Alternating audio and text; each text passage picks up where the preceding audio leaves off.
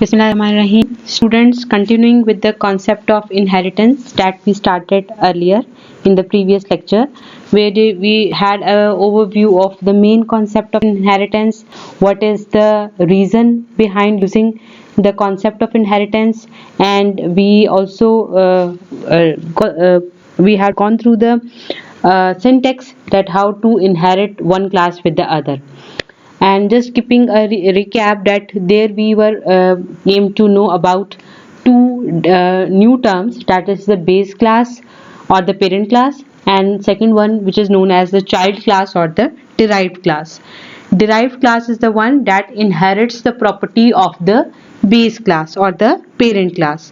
And now we are continuing the same concept, that what are the attributes, what are the parameters, what are the properties that a derived class is going to have.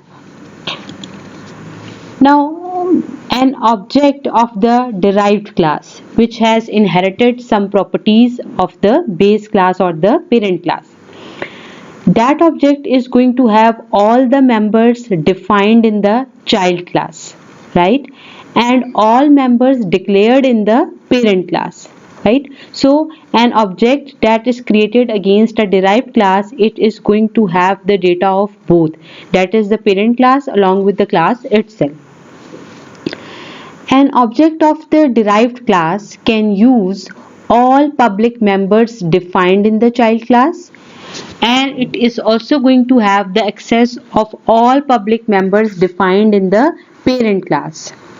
Let me clear this thing, that once an object is created, as we have done in ordinary classes, that with the help of dot operator and making use of that object, you are given the access to either call the functions, and even if there are some variables that are defined in the public area, you can also access them, you can also assign them some value with the help of the dot operator and the object. Once they are defined in the private area, definitely you are not going to have any access. Now here, since we are connecting two classes with one another, the derived class for which the object is created, it can access the members of its own class that are defined in the public area. Moreover, it can also access the members that are defined in the parent class, provided they are in the public area, right. And we will see it later that whether we have defined or inherited the class in which access or within which access mode, that is which access specifier has been used in this case. So that is going to matter a lot. Now going through an example, just to give you a very basic concept of how to do inheritance, how to carry out an inheritance. Here I have made use of a base class which is basically the parent class, that is with the name shape, and its derived class or the child class is rectangle, because rectangle is itself a shape and with its different properties, but it belongs to the category of shapes. So shape is going to be the parent class or the base class, and rectangle is going to be the child class. Now here, as you can see with the class in the class definition, in the public area we have two functions, that is going to set the width and set the height upon having some parameters, and assigning those parameters to the class variables which are in fact defined in the which are in fact declared in the protected area, right. Here you have seen that I haven't made use of the keyword private, rather here I have written protected, right. So as told in the previous lecture, the derived class, which in this case is a rectangle, it has the access to the data in the protected area, right. Again I am repeating it, the derived class has access to the data which is defined in the protected area within its class vicinity, within the premises of that class. I am not talking about the object, I am just talking about the area that where the rectangle class is being created, right? Now coming to the next slide, where there is the definition of class rectangle, right? And rectangle is the derived class. So the syntax here is you are going to use the keyword class, then comes the class name which is rectangle, then you are going to put a colon sign, access specifier. For the time being I am keeping it public, that the derived class rectangle has publicly inherited the class shape, right? Now here, as you can see, in the public area there is only one function which is going to return you the area of the rectangle, right? That is int get area. And what it is returning, it is returning width multiplied by height. There is no variable of name width or no variable of name height within this class. How it is making use of these two variables here, although they are not part of the class rectangle? How it is going to have this access? First thing, the rectangle class has publicly inherited the class shape, and as we saw earlier, that here in class shape we have two variables here which were in the protected area with the name width and height. So class rectangle has direct access to the protected area of the parent class. So by doing so, it can easily return the area of the rectangle. Now coming to the main function, this is very important. Here you can see I have made the object rect of type rectangle, not shape, right? What if I make the object of type shape? It is going to have the variable that is width, it is going to have the variable height, it is going to have its two functions, that is set width, set height, but it is not going to have the function that is defined here, which is get area.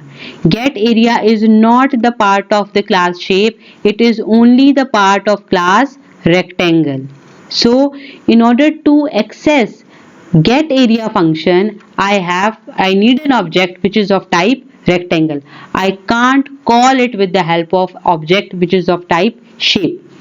Here you can see that I have called set width function which was belonging to shape class with the help of the object of derived class.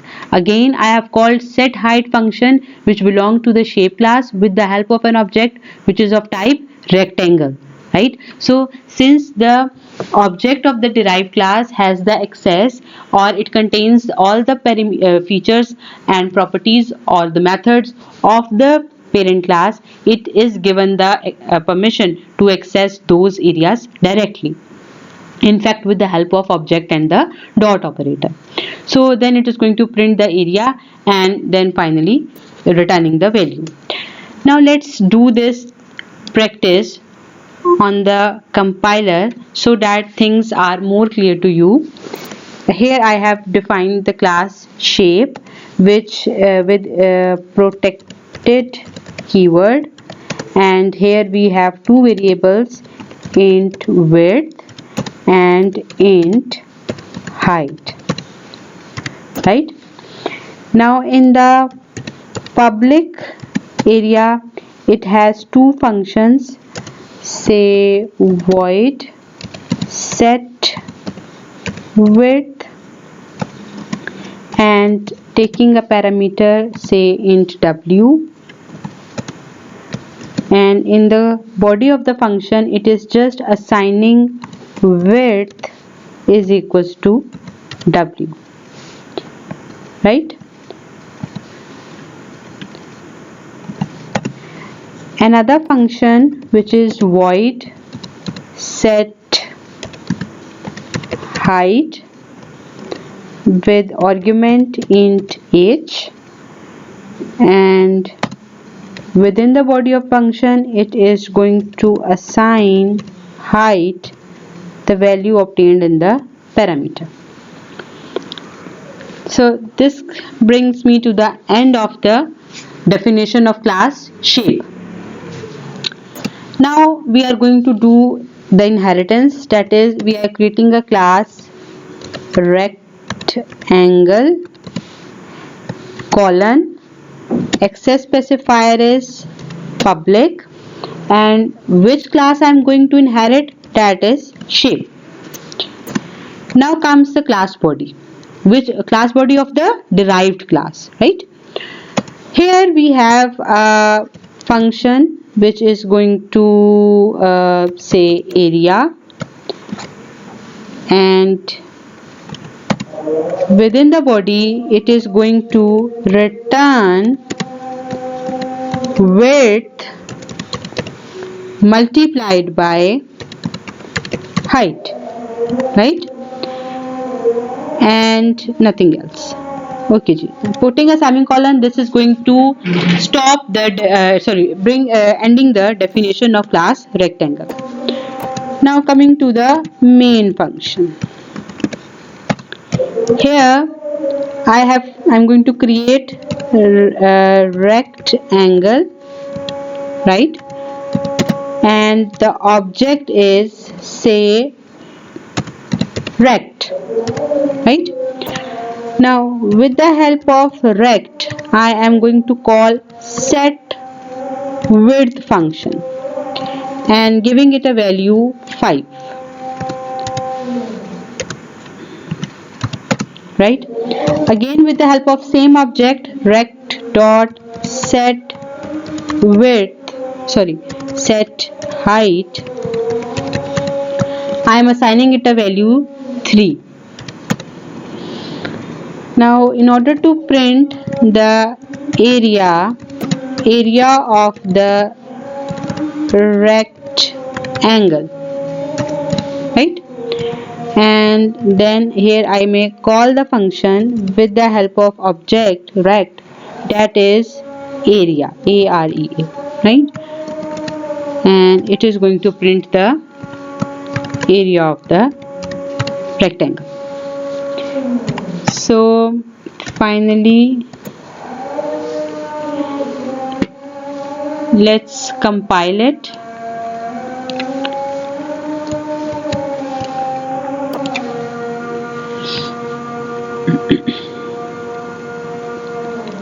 And now we are going to see the output, what will be it according to the coding.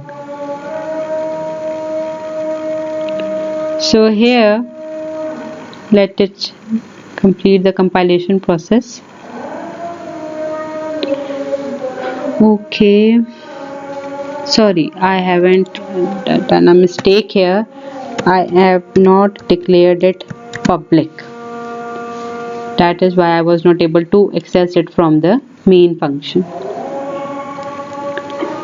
So there is some missing bracket here. Okay. Hopefully this time it is going to work.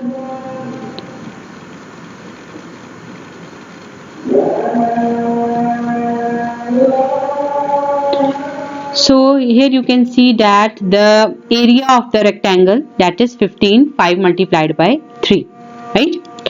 So let me put an equal sign here to make the output mode formatted. Now let's do another thing. I am also making an object of type shape, say S, right?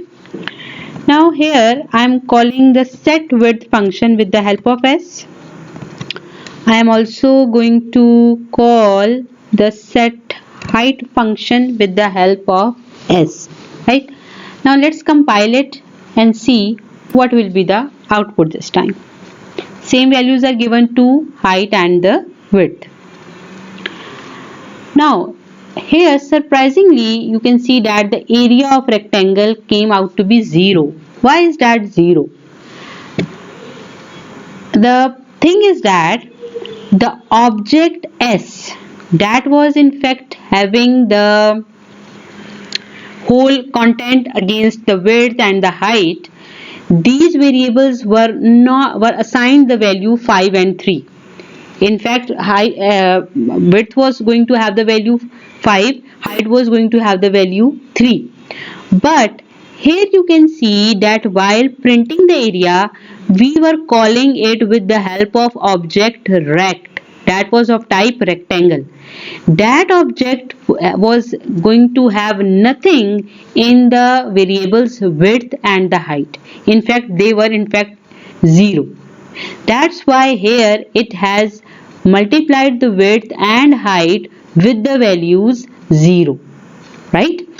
That is the main reason that it is not able to return you the area that was required by you, which was going to be 15.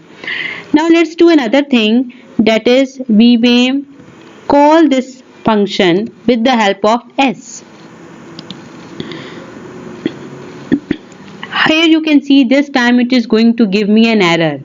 And what is the error? That class shape has no member named area, right? Because area function belong to the class rectangle. So the object of the base class or the parent class is nothing going to have from the child class or the derived class, right?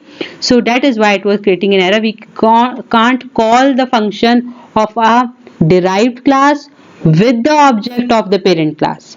However, the reverse is possible. We can call the objects of the functions of the base class with the help of the object of the child class, as we did previously. Now back to the slide. Next slide, that is the types of inheritance. There are multiple ways where one class can be inherited with the other class, and out of these 5 different types, we are going to study each type one by one, starting with the single inheritance. Single inheritance is the most simplest form of the inheritance. Here we are going to have just 2 classes as previously done. In fact, we have done an example of single inheritance. Here there is only one derived class, there is only one base class, or you can say only one parent class and one child class, right? So class A, then comes the class B, the same syntax. You are going to use a colon sign, then you are going to have the access specifier public, then comes the name of the parent class, right? So as previously done, this was the example of the simple single inheritance, which is the most simplest form of inheritance. Next comes the multi-level inheritance, right? That is quite a different thing. In fact, multi-level inheritance, this is going to build a transitive relationship. What is meant by the transitive relationship here is that there is a hierarchy in which there is a parent class A, then a child class B, then again a child class C, which is inheriting B. Now the parent class of class B is class A, right? Parent class of class C is class B, right? But never make a mistake that A is the parent class of C. No, it is only the parent class of B. That is called transitive relationship, right? Whatever is A is going to have, that is in fact delivered to B. B, being the parent of C, is also going to give all it has to C. In other words, we can say that C is going to have the content of both B and A. But again, A is not the parent class of C. So जो कुछ A के अंदर है वो definitely B को मिलेगा, B के पास जो कुछ है वो C को मिलेगा. इन अदर वर्ड C को A और B दोनों से मिलेगा, बट उसको उसकी पेरेंट क्लास नहीं माना जाएगा. क्यों? क्योंकि जब C का ऑब्जेक्ट बनेगा तो A और C दोनों के मेंबर्स उस ऑब्जेक्ट में आ जाएंगे, राइट? सो जैसे एक सिंपल से एग्जांपल इसकी दी जा सकती है. For example we have a class that is furniture. उसकी एक डिराइव्ड क्लास से डाइनिंग टेबल, और फिर उसकी एक derived class say a round dining table. So the round dining table belongs to the category of dining tables, and dining table itself belongs to the category of furniture, right? So एक वक्त में एक class का single parent ही है, but they are connected with one and other. So here this time you are going to use colon sign for both derived classes. In other words, we can say that class B यहाँ पे multiple role play करी है. वो class ए की derived class है, लेकिन class C की parent class है.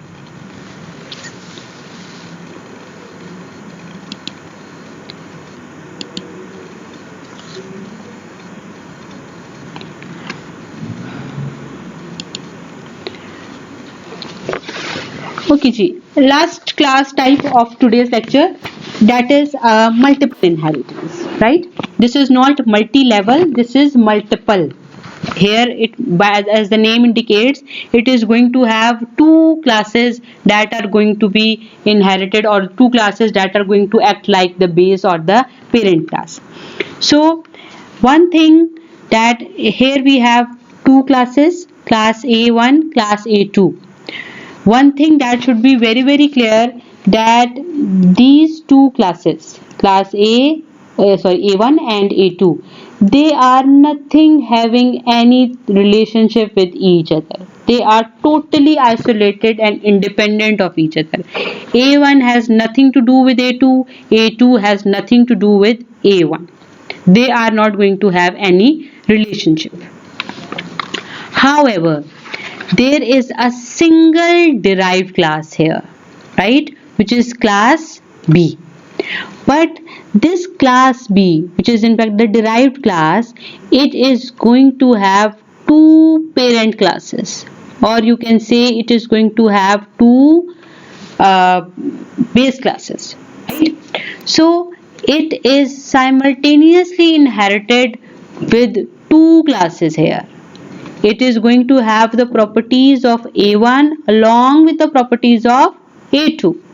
So here the syntax is going to be a bit different, because here class B is not inherited with a single class, rather multiple classes, right? So class B, again colon public, that is the access specifier. Which two classes it is going to inherit? It is A1. Then you again have to put a comma, that is going to indicate multiple inheritance. That is, there is another class to which it is also inherited, or to which it also belongs. So again we have to use the access specifier. We can't use a single access specifier here. That is, we may just write public, then A1 comma A2. No, this will be wrong, because there is a possibility that class B is going to inherit it publicly, and the other one class may be in a different access specifier. So A1, A2 both are going to be mentioned here. Another possibility is that it is not a compulsion that we are just going to have two classes as the base class. We can even have more than two classes here, and if we have to make use of it, then again we are going to put a comma here, then you are going to write public and say A3, right? So this brings me to the end of the lecture. In the next video we are again going to continue with the same content, and we will discuss the next two types of inheritance, and we will also do some examples against them. So do thoroughly go through the lectures, and do ask questions if you people have any queries. Do let me know. Thank you so much.